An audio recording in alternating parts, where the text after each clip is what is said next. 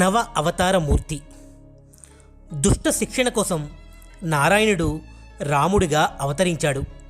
రామచంద్రుని అవతార ప్రయోజనాన్ని సిద్ధింపచేసే సంకల్పంతో రుద్రుడు ఆంజనేయుడిగా ఏతించాడు.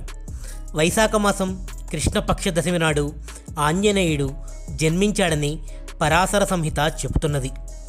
శివుడి అష్టమూర్తుల్లో ఒకడైన వాయుదేవుడి అనుగ్రహం ద్వారా కేసరి అనే వానర వీరుని భార్య అంజనాదేవికి తపఫలితంగా రుద్ర తేజంతో హనుమ జన్మించాడు.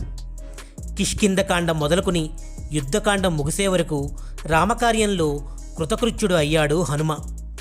సీతమ్మ ఎడబాటకు గురైన రాముడిని ఓరడించాడు. సముద్రాన్ని అవలీలగా లంఘించాడు. సీతమ్మ జాడ కనిపెట్టాడు. వివిధ సందర్భాల్లో హనుమ మొత్తం 9 అవతారాలు ధరించారు. ఇవే హనుమన్ అవతారాలుగా ప్రసిద్ధి పొందాయి. పరాశర సంహితలో ఇందుకు సంబంధించిన విషయాలన్నీ విస్తారంగా ఉన్నాయి. ఈ 9లో ప్రసన్నాంజనేయుడి అవతారం ఒకటి.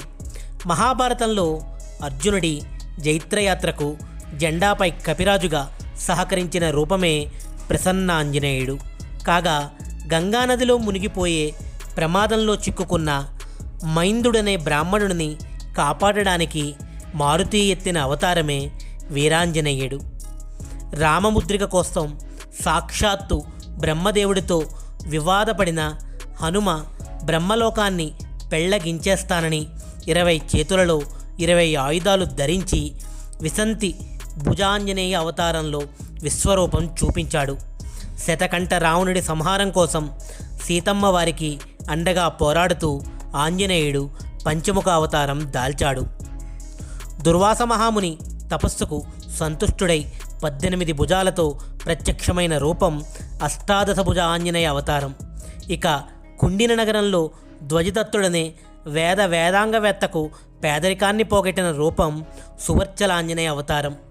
కపిలుడనే పండితుడిని అనుగ్రహించడానికి చతుర్భుజ ఆంజనేయ అవతారం ధరించాడు. ఈ అవతారంలో హనుమంతుడి పక్కన సువర్చలాదేవి ఉండడం ప్రత్యేకం. మరో అవతారం ద్వాస్త్రిసంభుజ ఆంజనేయుడు. ఇందులో 32 భుజాలతో మహిష్మతి పాలకుడు సోమదత్తుడిని రక్షించాడు. ఇక గాలుడనే బోయను కరుణించడానికి వానరాకార ఆంజనేయ అవతారాన్ని ధరించాడు. జై హనుమాన్. ఈ వీడియో కానీ నచ్చితే లైక్ చేయండి, షేర్ చేయండి. ఈ వీడియోపై మీ విలువైన అభిప్రాయాల్ని కామెంట్ చేయండి. మరో మంచి వీడియోతో మళ్ళీ కలుద్దాం. ఇలాంటి మంచి వీడియోల కోసం ఛానల్ని సబ్స్క్రైబ్ చేయండి.